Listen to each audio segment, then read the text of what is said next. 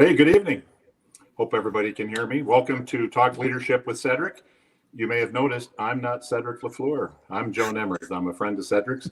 I had the honor last year of being interviewed by Cedrick, and in the course of the conversation, we said, wouldn't it be fun if somebody interviewed you?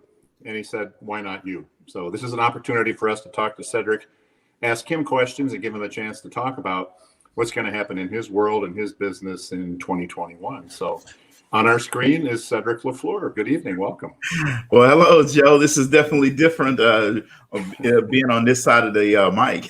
Yeah, I was going to ask you, you're in your same office, you're in your command chair, but you've ceded responsibility for the show to me. You got to be a little nervous. Yes, I am. But I'm confident. I'm confident because I know the person that is interviewing me is awesome. So I'm good.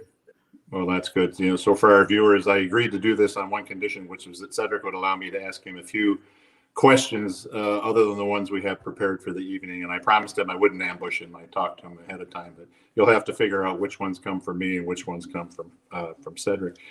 Normally at this point of the show, Cedrick takes some time and he introduces his guest to everyone else. We're not going to do that tonight because most of us know who Cedrick is.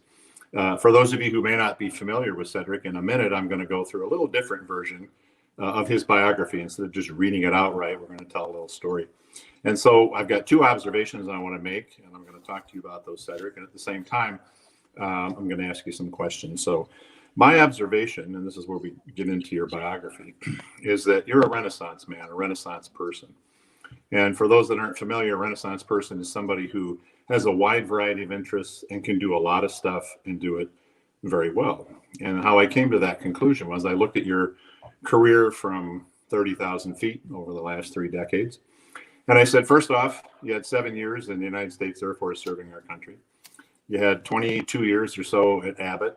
And then you had the time you've had so far as an entrepreneur. So we've had the military, the corporate world, and being on your own. Now, those are 3 distinctly different things. Very different languages, very different cultures, very different performance expectations. Some people only do 1, which is great in their career. Some do 2, like me. You are doing 3, and you're probably on your way to something else. So my observation, number 1, is you're a Renaissance man. I'd like for you to comment on that and ask me if I'm even getting close. And then the second thing is, how have you been able over this long period of time to migrate in 3 very different arenas and be successful in all 3?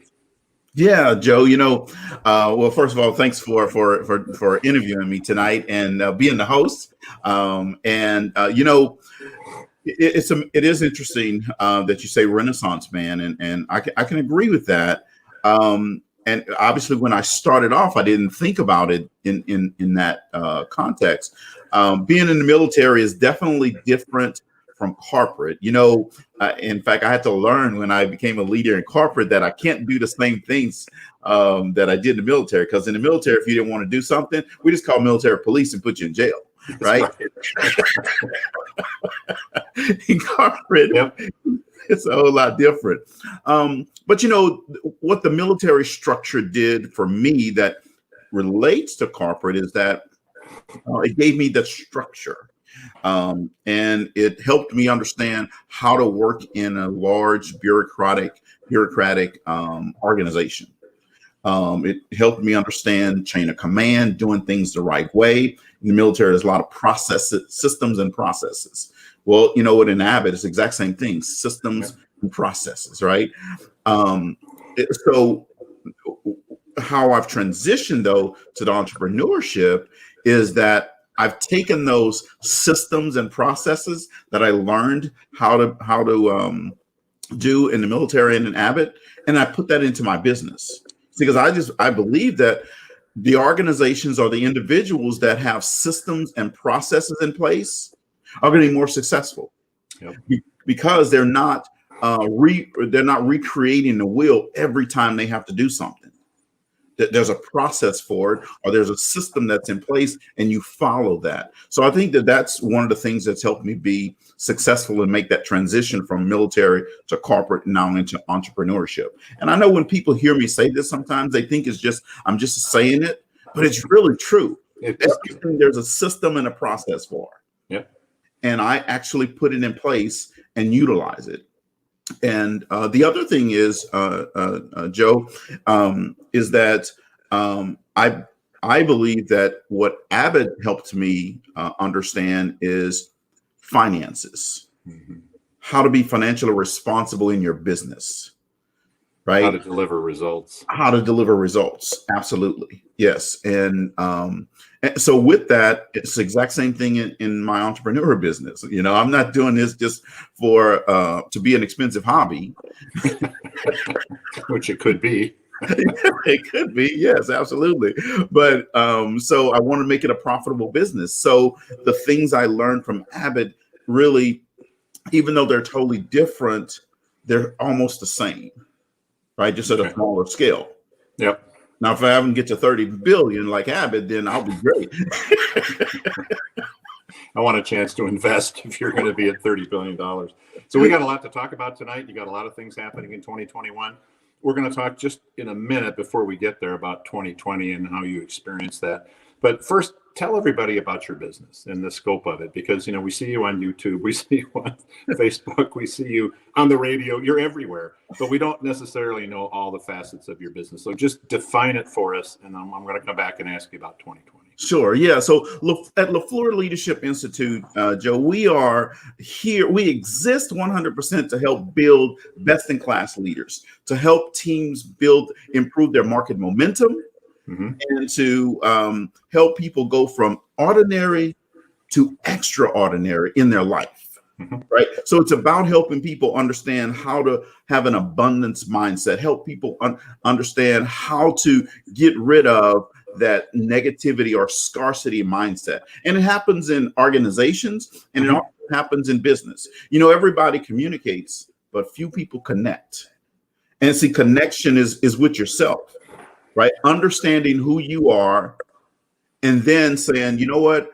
Just because I was born in this situation, or just because this is happening to me right now, doesn't mean it has to be negative. So that's Right. what we do at LaFleur Leadership, is to try to help people have a better mindset about their life and their circumstances, and know that they can go from ordinary to extraordinary. So you have a lot of competition in this space. There's people all over the United States doing what you're doing. Is that what differentiates you, or do you have other things that do that as well? Yeah, I think that one of the biggest differentiators is that we're not just a leadership in a box. See, we'll customize things for our audience. So when I go into a school system, they need things a certain way for teachers, right? Yeah. So then I adjust to that. They may need something else for their custodial team. They may need something else for their students. When I go into a car dealership or a restaurant, or go into places like Abbott, I adjust to what they need versus just saying, here is our system. This is what we're going to do. Yeah. Yeah. So 30 years, you're working in big entities, right? Military and Abbott. Somebody else is making the payroll. Somebody else is paying the taxes. Somebody else is renting the buildings. Now you have to do all those things. So what made you decide to go from the relative, I won't say safety, but certainly all the infrastructure is in place, to being an entrepreneur? Yeah. You know, I think I've always been an entrepreneur, Joe, really. And even when I think back to elementary school, I've had that entrepreneurial spirit. Now, what I didn't have was the sales acumen. I was always, no, I don't want to be a sales guy. In fact, when I remember when I joined Abbott, and I said, I'm going to hire you because I think you can be a great sales rep. I said, no. I don't want to be in sales. I want to be the best technical person Abbott has. Well, then I realized what sales was once I saw it. Mm-hmm. Went, holy moly, this is actually, all that you're doing is identifying a customer's explicit needs and then selling to those explicit needs. Yeah. Right. And that's really what entrepreneurship is all about. Right. Yep. Marcus Davis, the owner of the Breakfast Club here in Houston, it's a big, very popular restaurant here. He said, the market, your customers are going to consciously or unconsciously tell you what they need. And then all you have to do is supply what they said. Now you have to have a lot of confidence to do this, because, you know, to me, when I think about you or any other entrepreneur, it's like jumping off the diving board, not knowing there's water in the pool, right? You Right. don't know until you're halfway down whether you're going to have a safe landing or not. So you have to have a lot of confidence. What is it that makes you get up in the morning and go, other than the sun coming up? What is it that motivates you? Yeah, when I get up in the morning, Joe, and some of the people that are listening, they already know what I'm gonna say. They're probably gonna say it too. Because when people ask me how am I doing, what do I always say? Let me hear them say it. I'm always great. Right? You see, that's a mindset, that's a mentality, right? I am happy that I'm alive, first of all. Right. Yes. And so then that means And you I made it through 2020.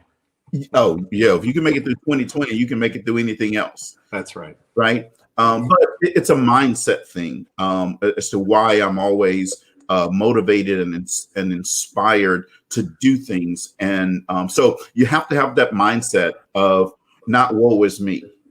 You see, when I got married at 19, I could have had a mindset of woe is me. Yeah. When I was broke at 29, I could have had a mindset of woe is me. But I didn't. Mm-hmm. I always kept that positive spirit. So it's something that's just innate in me. But it's also, I think, is innate in every human being. We just have to help bring it out of them. Yeah. Yeah. All right. We're going to talk about 2021 here in a minute. But I think before we get there, we got to talk about 2020. We touched on it a second ago.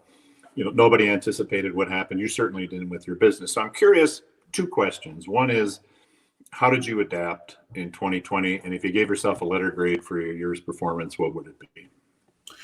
Yeah. So if I gave myself a letter grade for 2020, I would probably say a B, right? Because there are some things that I know that I could do. Somebody else may say, well, Cedrick, you probably get an A because of, no, my expectations were here.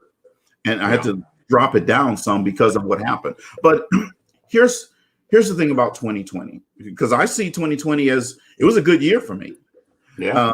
I started 2020 with no shows online. I mean, I wasn't in front of camera anywhere. And look at you now. Yeah, now I can't turn the camera off. In fact, when I sleep, I have the camera on me. So you didn't have any telepresence like this whatsoever before the pandemic started? Zero, none. In fact, two young ladies that I partnered with the Black Entrepreneurs Institute, we were having conference calls, and I would never turn my camera on. And they say, wow. Cedrick, you have to turn your camera on. Angela and Nicole, you have to turn your camera on. So one day I turned it on, and it's just like something turned on in me when I did that, because all of a sudden, then in May of last year, I created Talk Leadership with Cedrick, and it was just Monday night. It became popular by July. I had to create Monday and Tuesday night, right? Then all of a sudden, with popularity of this, I got invited to be on a radio show. So now there's a Thursday radio show. Right. Then all of a sudden, with our Black Entrepreneurs Institute, we got invited to be on another network. So then there's another show on Tuesday that I do with in partnership with some folks. So yeah, I'm in front of the camera a lot. Sunday mornings, the 10-minute word. Wednesday afternoon, with Cut the Cord. It's amazing. When you decide and you have an abundance mindset, it doesn't matter the circumstances around you, Joe. You're going to make good out of it. You're gonna. They always say take lemons and make lemonade. When you have that mindset, that's what you're going to do every time. Well, let's talk about abundance. Let's start talking about 2021. So, give us an overview of what life looks like for your business in 2021. Yeah, 2021. So first of all, my word for 2021 is grind. You see, grind. Yeah, grind, right? So when people are in that hustle mode, they jump on everything, just like everything that they see come down the pike, they jump on it just so they can get a quick win. Grind feels like it's goal oriented, right? It starts with a goal and it ends with a goal. And every day just grinding. So that's my word for 2021, right? The next thing is, see, I know that there's a lot of wonderful things that's going to happen in 2020. Now, I'm not even going to talk about my goals just yet. So Ken Blanchard's organization, if you don't know who Ken Blanchard is, he is a big leadership development guru and has a pretty large organization. Well, they just did a study, Joe, and came out last month, and they listed the top things that are important in the leadership development space for 2021. Well, guess what? In the top 10 is team communication, people development, and team collaboration. Mm-hmm. Right. And if I go down each one of those things that's in the top 10, I just kind of put them in buckets. Well, those are things that I focus on. Yeah, absolutely. So people need this. So it's going to be a great year for LaFleur Leadership Institute. Right. The second thing is we're going to launch this journal. In fact, we're going to launch this journal tonight. Right. And it's called, of all things, the Abundance Journal for an Extraordinary Life. Now, folks that are listening online, this is not about just selling anything. This is about helping you understand how to live an abundant life. This is about helping you take what you do every day to the next level. Mm-hmm. Right? Now, here's the thing. A lot of times our counterparts in the Spanish environment get left out. Not over here. The same abundance journal that we have in English, we're launching tonight in Spanish. Yep. And in the comments. So is this available online too? It is available online right now. In the comments section, you should be able to see the link for both the English link as well as the Spanish link that you can order it tonight. Okay. And what I want people to understand when they get this journal, here's what I want you to think about. Have you ever felt you didn't have enough money? Have you ever felt that you are on your last client, or maybe your next client won't renew with you? Have you ever felt that you didn't have enough money in your bank account to pay for your family, right? Needs, right? Well, let me tell you what, this abundance journal is going to help you with all of those things. It's going to help you identify where your limiting beliefs are around money. It's going to help you then make a plan, make a statement of desire. And this is what's going to make the difference in people living their dream in 2021. So everyone that wants to live their dream, click on that link and get that abundance journal. And we're going to be. So how do you roll? This is going to be a cornerstone of what you're going to do. So how do you roll this out? Do you market it? How do you do it? Yeah. So one, we're launching it tonight. We're going to roll it out. We're going to, as we roll it out, we're going to have webinars to discuss it. We're going to have seminars to help people understand how to complete it.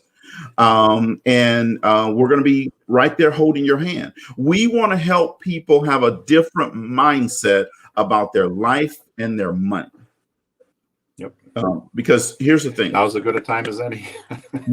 Exactly. Now coming off the pandemic. You absolutely. But let's keep talking about 2021. Yeah. Let's keep talking about the rest of 2021. So a big part of your business is contact with people. Yes. You're a speaker. You go out and meet with groups. That's been disrupted a lot. You've been able to replace that a bit with social media. What have you built into 2021 as an assumption for how much you're going to be able to get out should the pandemic continue another 6 months, let's say? How are you ready for that? Yeah, well, one of the things we understand from the data from Kim Blanchard's group is that 51% of the respondents in this multifaceted survey that they did said that online training was not as effective as in-person training. However, 56% of those people said that they still want to do, that they're still going to do some training in 2021. Okay. Good. Now, so that's a great thing, right? So with that means that there's opportunity that's there. So with our plan, we've built in virtual training. Now we actually have a virtual training platform. All right. We've built in, obviously, in-person training. We can do that on an as-needed basis. Yep. But we've also built in self-led courses. Later this year, in the second half of the year, we're going to launch. There's 6 new systems that we're going to be launching, right? And they're all about attacking mindset. I haven't even. They're all done. They're all ready to go. This is the first time I've ever told anyone about it. Right? Good. So, but they're all set. They're all ready to go, from my social media graphics to the ebooks for it, to the workbooks for it. Everything is done in these 6 new systems, right? Okay. They're ready to go. See, Joe, remember I talked about the stuff that I learned at Abbott. It's always about being prepared. Right. Right. It's always, you got to have something in the bank to say. Well, that you learned that in the Air Force too, didn't you? Absolutely. You definitely learn that in the military. If you don't learn how to be prepared, then you're gonna lose some wars. But so that's one part of it. But here's another part, Joe, that I think for a long time that was a limiting belief for me. This was around partnering with other people. For a long time, I was solo. It was because you have the mindset of when you hire a performer, you want everybody else to perform at your level, right? Which it never happens. It never happens, right? It never happens. We like it to, but it doesn't. Yeah, it took me a long time to realize that I can't hold everybody to my standard, right? Right. And just like other people have different standards, well, they can't hold me to their standard. Right. So this year, already before the year started, I started working on partnerships with other people. And right now I have 6 different partnerships with different entities. Okay. And here's another thing that I've never told anyone before besides tonight. There are going to be 2 people. I don't even know who they are.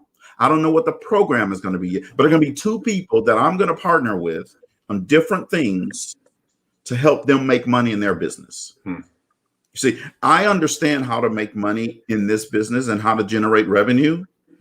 So I am going to, at some point this year, there are going to be 2 people that I'm going to partner with, and I'm going to help them generate. And this is going to be people that are not generating dollars in their business, that I'm going to help them generate dollars in their business. That's a goal of mine. Yeah. So we talked a minute ago about 2020. It was not an easy year, obviously, but since you began your entrepreneurial journey, what's been the hardest thing you've had to make? Is there one thing? Are there a couple of things together? What's been the most challenging part for you as an entrepreneur? Yeah, well, I think excuse me, the most challenging part for me has been the part of deciding to work with other people. Yeah. Bringing other people into my business. Right. Again, that's just because I've just always been of the mindset. I don't work just from 8 to 5. I don't work just Monday to Friday.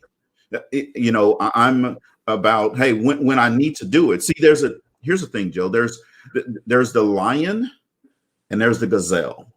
Right. You see, the gazelle is going to run because the lion is chasing them. Right. And as long as the lion is chasing that gazelle is going to run. Well, that's the same thing with some people. As long as they're being motivated, they're being pushed, they're being coached, they're being all rewarded with things, they're going to run. But the minute that stops, they stop. Mm-hmm. And that's been a challenge for me because I'm the lion. Right. See, the lion is running because the lion knows he wants to eat.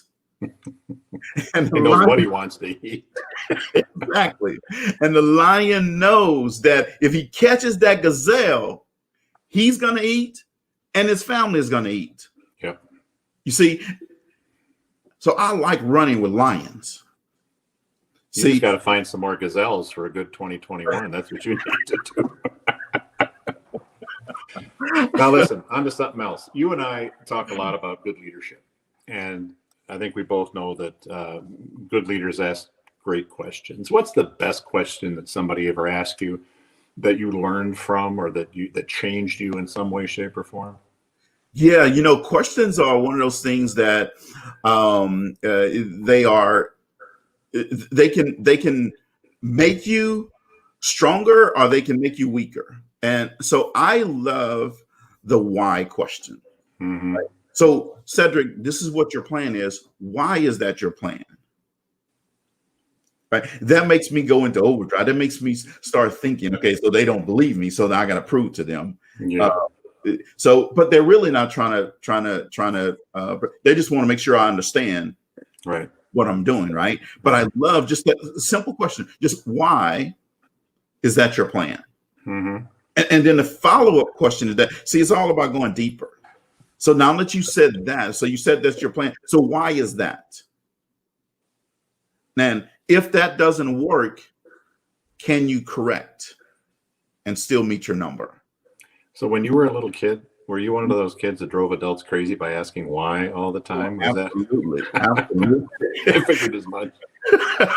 In fact, I posted over the weekend in my book, in my little baby book, I found Yeah. mom said I was always asking why or saying, Why? no, we didn't go there. We went here. See, I'm so always challenging. You Yes. talked about bringing on partners. You were solo for a period of time. You brought up long partners. A lot of entrepreneurs never make it. In fact, a very high percentage don't make it. And sometimes they don't make it because they just think they can't get to that next step when maybe they could. You know, they're going to throw in the towel, for example. Right. What advice would you give to somebody who's sort of at that point where they've started out and maybe they're plateauing or going down and they're not sure if they want to keep doing this? They need to find a mentor. Mm-hmm. They need to find a mentor. But Joe, here's the thing. It's not just finding a mentor. Then you have to listen to the mentor. Yes, you do.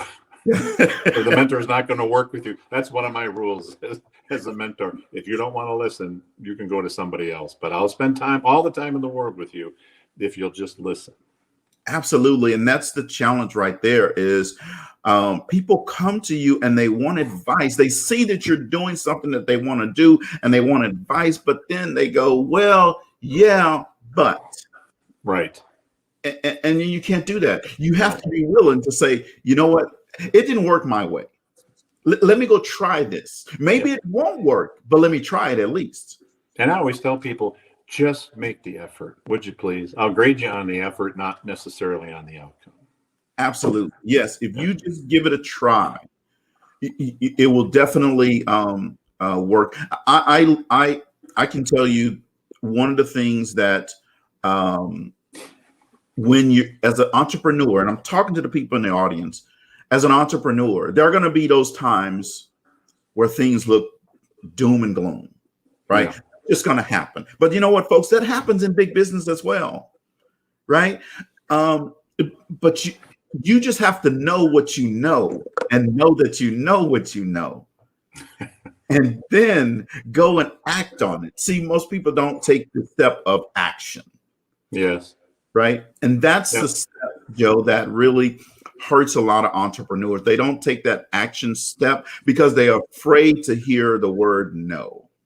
Right. I don't mind the word no. We're not going to change gears, but I want to ask you something I know is important to you. And it's important to me. And I think it's important, maybe in particular for younger viewers tonight that are just getting started here. And that's this notion of community service. You've done this 30 plus years. You've served in the community in different places where you've lived. You continue to do it. You do it in your hometown, even though you're not there right now in Lake Charles, Louisiana. My observation of people over time who spend long periods of time serving the community, there's always a defining moment or a person or an inspiration that led them to do this. So I have two questions for you on the notion of service, because I'm just going to assume you think it's important. The first is, was there one thing that sort of got you in that direction, inspired you? And the second is, what keeps you doing it year after year after year? And why is it important really for people in business to understand this? Yeah, you know, Joe, that's an emotional question actually for me. My eyes were tearing up when you're talking about this. My grandparents. Mm-hmm. You've talked about them before. Absolutely, yeah. They taught me the value of helping other people. They didn't have much, but what they had, they made the best use of it, and they helped other people. Right. I can remember, Joe, growing up, we would go around in the neighborhood and give out. My grandfather raised chickens, rabbits, and ducks. We would, during a week of Easter, we'd go around the neighborhood and give out a dozen eggs to different homes. Right. and my grandfather's friends would come over and they would slaughter chickens, and one guy had hogs, and he would bring one of them over from his farm. Another guy had cattle. They would kill it, and then they'd bring it over. And it was just a day of just everybody sharing. And so I grew up with that. That's just a part of who I am. Right. A lot of times I'll hear people say, well, Cedrick, you give too much value away. And I really, it's not about giving the value away. It's about helping someone else. And because here's the thing, it's a boomerang effect. It's going to come back to you. Right. It's going to come back to you in a higher form. So when people try to change who I am, trying to change me from doing that, they're really trying to change who I am. And that's never going to change. But my grandparents really taught me the value of service to others. Yeah. Excellent. Yeah. And the second question was? The second part was, what keeps you doing it time after time after time? And I know you've upped your game a couple of times. Recently, you secured quite a bit of money for your hometown through Abbott. What keeps you doing this to this day? Well, Joe, there's never a time where I ever thought about not providing or helping out when I can. Mm-hmm. No matter what's happening in my life, there's never been a time where I said, well, I can't do this. Right. I mean, right. I sent you a message like, man, my hometown has been really devastated. What can we do? How can we? How can I find out? How can all of these type of things, questions, right? And for your leadership and guidance and help in that manner, and it made a big impact. But there are small impacts that we make every day as well. Right. There's a young man, Joe, that is he was in my Millionaire Boys mentoring program last year, 5th grader. But that little boy, and I'm going to have him and his dad on my show. But that little boy, Joe, is what inspires me, encourages me, because that little boy didn't have a 5th grade mind. His mind was like a senior in high school. Yeah. Some of the things that he was processing and talking about and doing and saying, that's the type of thing that inspires me, because it's just a matter of someone coming into a school, talking to a young student and helping them be able to express what they want to express. Yeah. Right. So that's why I do it. It's what I see in other people. Well, on this related line, and maybe this question is separate from what you just said, it might be, somewhat related, but what are some of the more defining moments you've had in your life? And we'll go back to your biography for a second. So you had a fairly long time in the military, really long time at Abbott, now a couple of years here. What have been some of those defining moments? Yeah. Well, one was defining moment was when I was 19 and had to make a decision about getting married. And here's the deal. And I'm very transparent about it. So it's no big deal to me. I tell people, look, this is the way this happened. I talked to my girlfriend's mother at the time, and she said, like, my daughter's pregnant, and you guys either get married or she's gonna have an abortion. And I was like, no girlfriend of mine is having no abortion, right? And that's how we decided to get married. Right, we didn't have to have a big revealing party of balloons, balloons, and all of that type stuff. Right, and then it's 34 years. Another defining moment was we were living the American dream, Joe. We had the house, we had the 2 cars, we had the 2.5 kids, or not the half, but with 2 kids,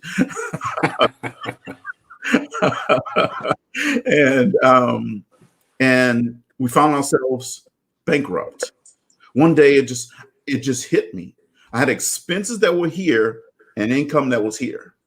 And it wasn't because of somebody else did something. No one spent any of that money. It was what we did. Yeah. And we woke up and said, we have to change this. We know that there's a better way out there. And sitting right behind me is a big folder, Charles J. Givens. He was the Dave Ramsey of back in the 90s. Yeah. I'm sorry, back in the late 80s, early 90s. And I would drive 2 hours every Saturday to hear him. To hear him.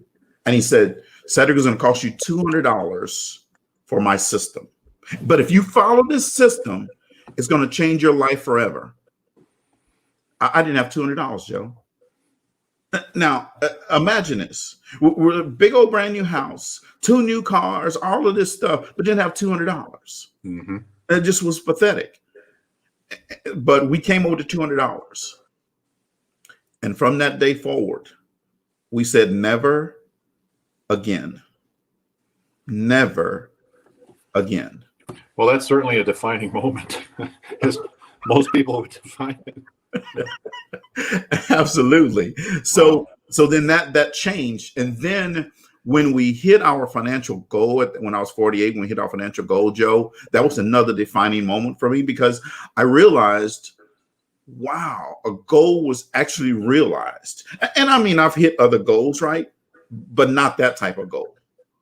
And when we hit that goal, it was a definite moment where we celebrated and cheered and all of this type of stuff, probably cried a little bit because we couldn't believe that we actually did it.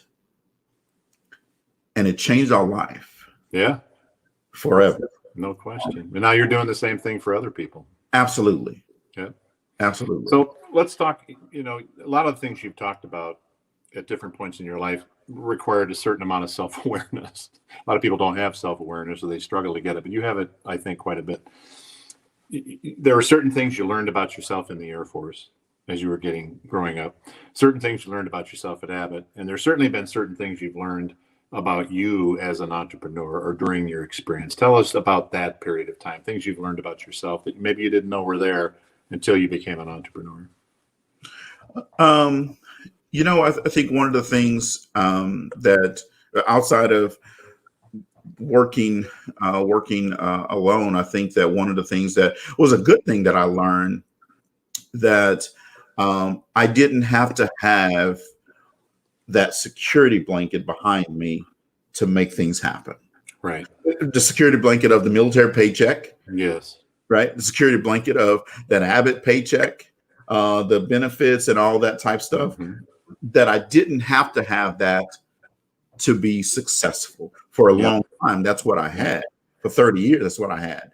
And, when I retired, I knew what I wanted to do, and I was secure in terms of I knew that we weren't going to be destitute or anything like this.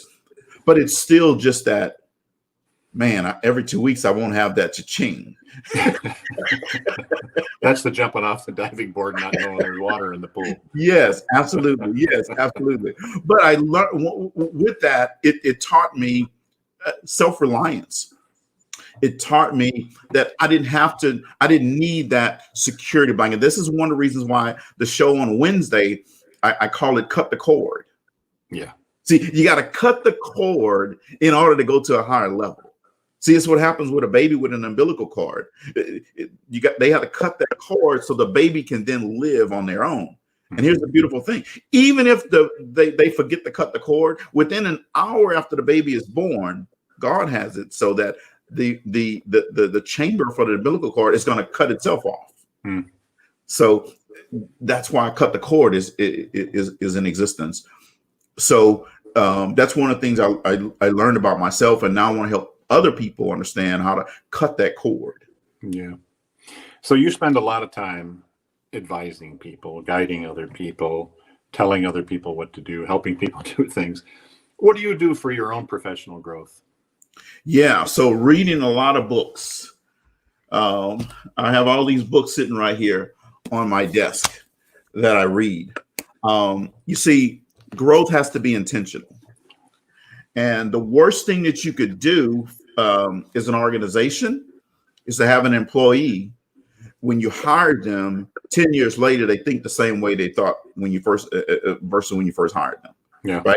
So you have to be intentional about growth. So reading, I do seminars.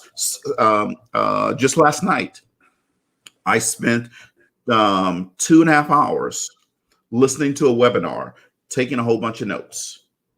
Right. Sometimes at midnight, I may get up and I'll say, oh, you know what? I missed this webinar. Let me go and catch it. Do you keep a notepad next to your bed so you wake up at 2 a.m. and write stuff down, or you keep an iPad there? Every day. Look, Why did I know the answer to that yeah, question? look right here. See? Yeah. Yes.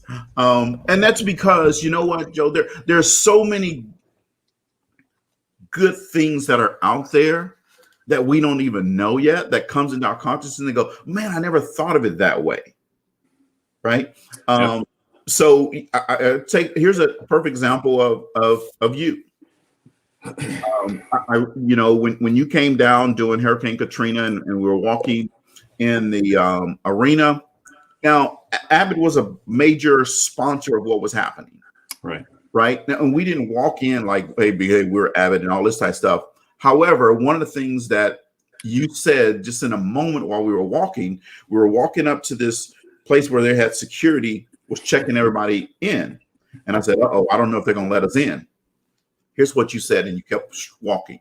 You said, walk like you own the place, like you deserve to be here. And they never stopped us. Nope. Right. Yep. In that moment, I took that and made that a mental note. That's how we'll walk in every building from then forward. Well, you know, in the military, we call that bearing.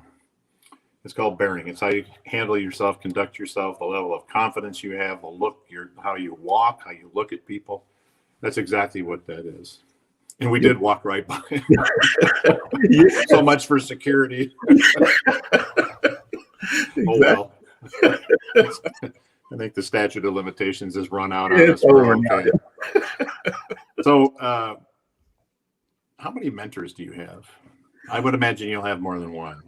Oh, absolutely. Yeah. And talk to some of our younger viewers about the importance, because I'm not going to get into it here. You and I know this is kind of a dying art and we need to help resurrect it. So let's talk about you. Yeah. So, you know, mentorship is something that should never go away in your life. Every stage of your life, every stage in your business, you're going to need a mentor. You're going to need someone that's running ahead of you that they can pull you up. You may have someone that's right behind you that may be able to give you a little wind beneath your wings as well, right? So you have to have a mentors for different things in your life. But again, I'll go back to what I said earlier. The power and the value of a mentor is not that you just have someone to talk to, is that you listen to what they say. Mm-hmm. And then you take action on what they say. Yeah. Right. So, yeah, you're absolutely right. I have a lot of different mentors, and some are people that don't even know me, but I'm watching what they're doing and I get inspired and motivated by what they're doing. Right. And so then I say, well, let me find out about this person. Let me read about this person. Right. And then you take something away. Yep. And what's the best thing that happened to you this last year, either in your business or in the world of Cedrick? One of the best things, Joe, there's so many, but I'll say one of the best things has been a partnership with where we formed this group called the Black Entrepreneurs Institute. Right. Right. And although we're focused on Black entrepreneurs, anybody can join the excuse me, our boot camp. It's designed to help entrepreneurs elevate their mindset and their money. And what I like, Joe, is that we had a concept, an idea, and then we put it into action to help entrepreneurs better understand how to start their business with paperwork, right? Being a legal business, right? Not a side hustle. Then helping people understand how to sell, how to negotiate, how to do just a lot of different things. I'm sorry, the pitfalls of they need to watch out for, right? So I believe that that's been the best thing from a business perspective, because I've seen the power of what it can do when we help those entrepreneurs, right? Yeah. Now, personally, I believe one of the best things that's happened is one, and my daughter's probably going to kill me, but she built her own house this year, and I'm loving, I'm excited and enthused with her living her life and thriving. And then the next thing is my son. He's a budding, although he works for corporate, he also is an entrepreneur. And I was excited that he started his business this year, and he's doing some amazing stuff with it. So those two things have just been immeasurable for me this year. So the flip side of this is we all experience failure every once in a while. So talk to us about one episode that happened to you, let's say, and what did you learn from that? Yeah. So it's kind of twofold, though. I talked about earlier that when you come from the military, you have to go to corporate, you got to change your mindset on how you lead people and motivate and inspire people. And when I was a young leader, Joe, I was really horrible at it. I didn't understand the power of that connecting with the people and let them know that even though I said I care for them, they didn't feel it. Right. All they knew is Cedrick wants us to get the number. Right. Once I learned that, then it never left my side again, that you got to connect with people. So one of my biggest failures was if I could go over and start my leadership journey in a corporate world over again, man, there'd be a whole lot of things I would do differently. Right. But here's the turning point that really opened my eyes to it. And it was a tragedy in my life that caused me to open my eyes. My daughter, and it's public well as well. So my daughter, I got a call. She was coaching at college level. I got a call one day. It said, "Mr. LaFleur, this is Coach so-and-so. I want to let you know that TK is in the hospital. She tried to commit suicide." Joe, it doesn't matter what you're doing, where you are in life, and you have kids, you know this. If you get that type of phone call, it's going to impact you. Yep. Right. In that moment, Joe, everything started flashing in my head about my daughter, about my career, about my relationship with my team, all of those type things. I believe it was God working in me through this situation. And here's what happened. The next day I was having a call. We got to my daughter and all this type of stuff. I got on a call with my team. And again, this wasn't me speaking. This was a higher power speaking. I don't know if you believe in a higher power, but it doesn't matter. I just know I believe in a higher power. Here's what happened. Everybody got on the line, Joe, and here's what came out of my mouth. I apologize for ever treating you bad. I apologize for every bad word I've said to you. And as long as I'm living, I will never treat another human being like that again. That's what I said to them. And in that moment, the team, it was amazing how they were transformed and they responded to the situation because I told them what was happening. Yeah. And from that day forward, it was a different team. We were still performing, but they were performing at a different level. Right. You see, what I learned, Joe, is that when people know that you care about them, see, they won't work from 8 to 4. They will work if it takes till 6:30, if it takes on Saturday, if it takes they got to come in, go in their office on Sunday afternoon, they'll do it. Right. Because they know that their leader cares for them versus the number. And I like what Richard Branson says. He says, if you take care of your people, they'll take care of the business. Right. So that was a long answer to your question, but that's my story, and I live it. We talked a minute ago about professional growth, and I want to talk about something at a little higher plane that I know you're passionate about, and that's this idea of lifelong learning. Not just learning because you have to for a job, but because you want to round you out as a person. It may be something entirely different from what you do, but that our brains are like a muscle. If you don't use it, it's going to atrophy and go away. So I know you have some strong thoughts on lifelong learning. You've certainly demonstrated that, but talk to particularly our younger viewers of why you think that's so important.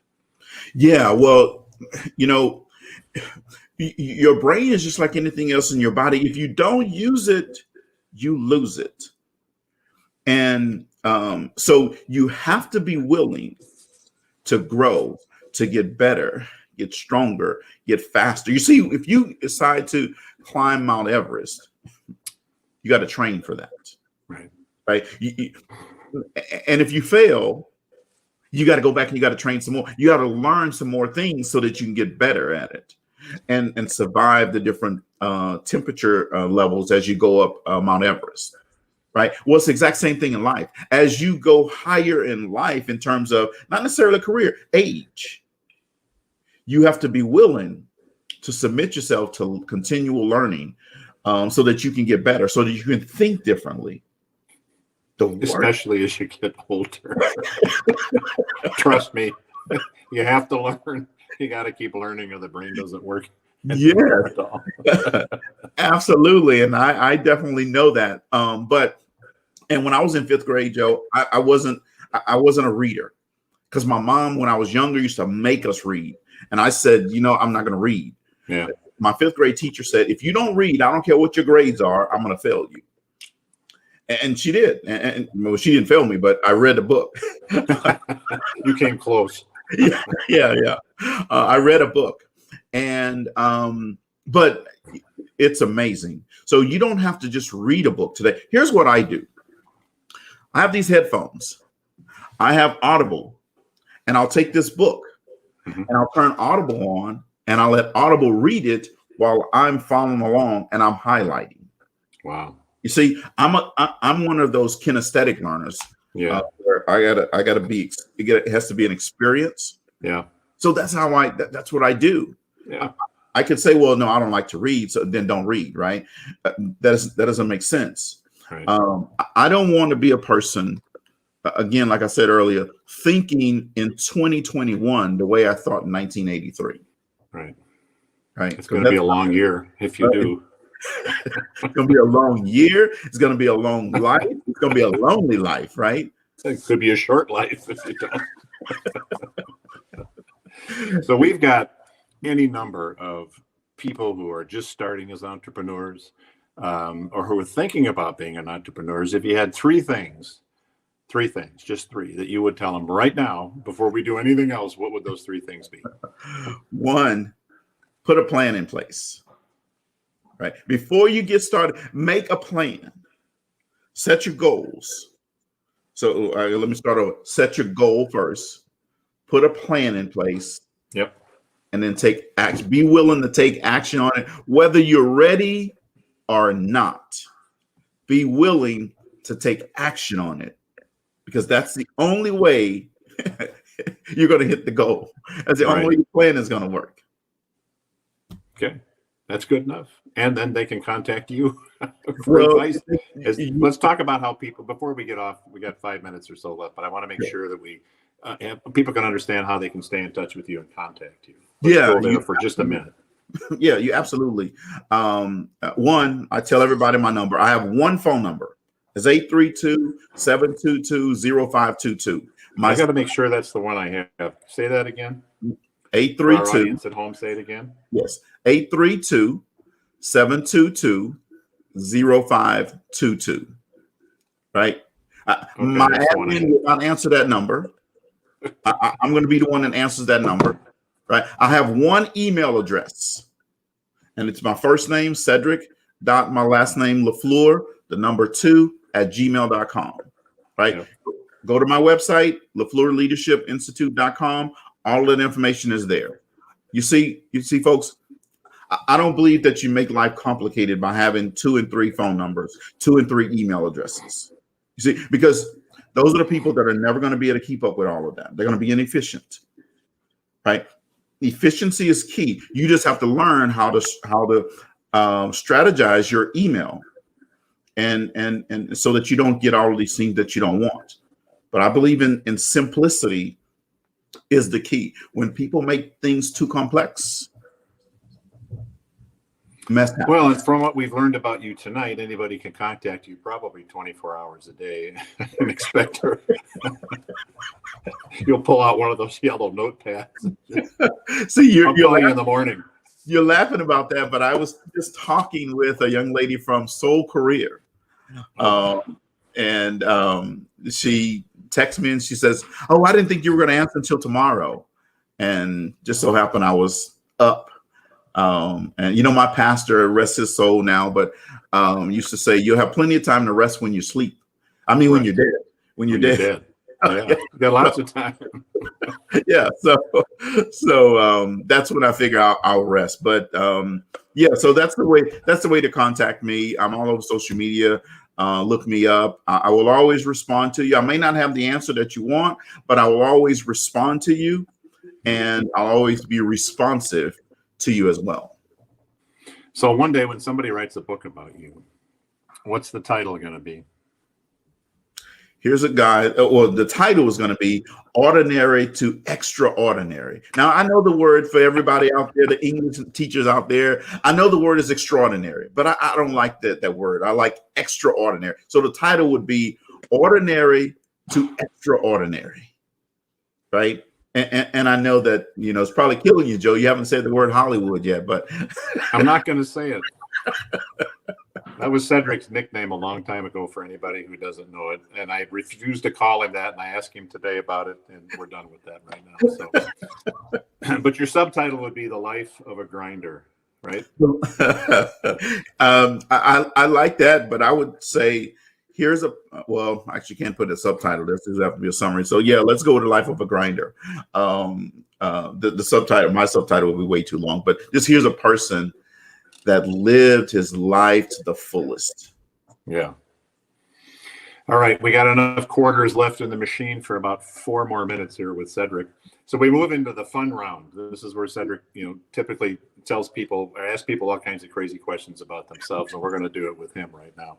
So here's my favorite one, which is you have a Can-Am Spyder, which for people who don't know, this is what it looks like. And as you can tell, this is Cedrick's Can-Am Spyder.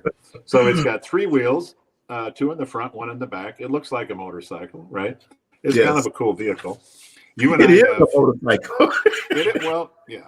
You and I have 4 or 5 friends whose names we're not going to talk about tonight, who all have Harley Davidsons, and they all have 2 wheels. And I know they tease you endlessly about the 3rd wheel on your vehicle. Yeah. So I have 2 questions for you about this bike right here. One is, why do you like this? And the second is, how do you resist the peer pressure when they tease you about only having 3 wheels? Yeah. So, Joe, here's the thing.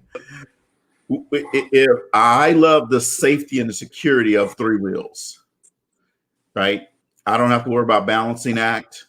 Some of our friends, they think they have strong legs. They're getting older. They don't have strong legs anymore. And we know who they are and they don't. Yeah. So, but I love that.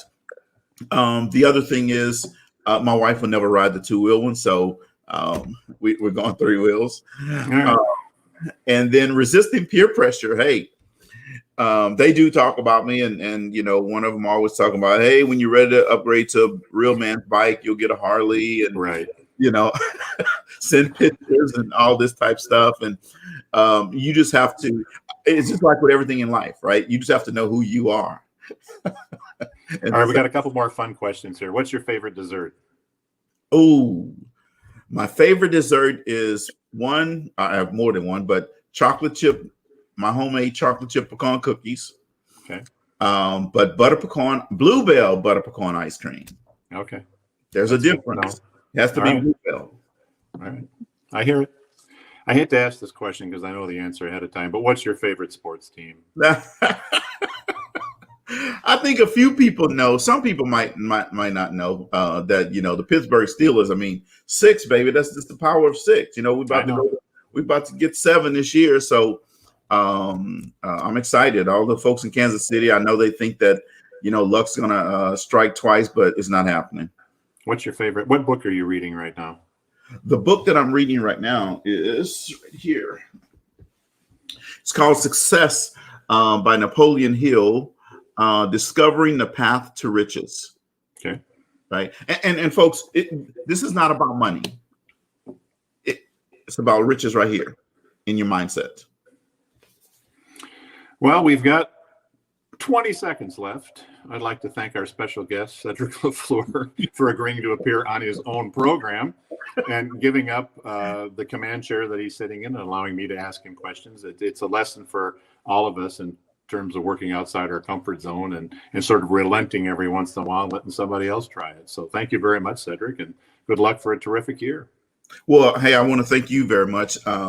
First of all, Joe, Joe, we've become really good friends, and I appreciate your friendship. And I was excited to do this show. Although I was nervous about it, right? So, I was like, oh man, Joe is how's this gonna work? And I was just going through my head with all of these type things. For a couple of weeks, I didn't even contact you. I was just like, how is this gonna work out? But I knew that in terms of confidence in how the program being successful, I knew that was going to work out, right? So for folks that don't know, Joe Nemmers, Joe was one of the presidents at Abbott Laboratories and a dynamic leader and a person that, for those who are out there, it's important to understand this, right? Joe was one of our executive sponsors for our Black business network within Abbott Laboratories. Okay. And that's important because in the world where we only see negative things, we only hear people on the other side are not interested. I just want you to know there's a man right here that has a passion that's authentic, that's genuine, and that is a person that believes in all inclusiveness. So I want to thank you for that. And thank you for the mentorship, the friendship, the partnership in doing this show tonight. My pleasure. Good to see you. Same here. So good night, everyone. And remember, as I always tell you, if you're not at the table, you're on the menu, and don't be on the menu.